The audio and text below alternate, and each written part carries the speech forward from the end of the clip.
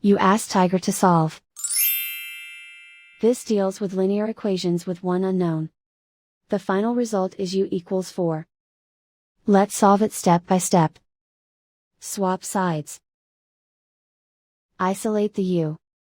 Divide both sides by -7. Cancel out the negatives. Simplify the fraction. Cancel out the negatives. Find the greatest common factor of the numerator and denominator. Factor out and cancel the greatest common factor. And so the final result is u equals 4.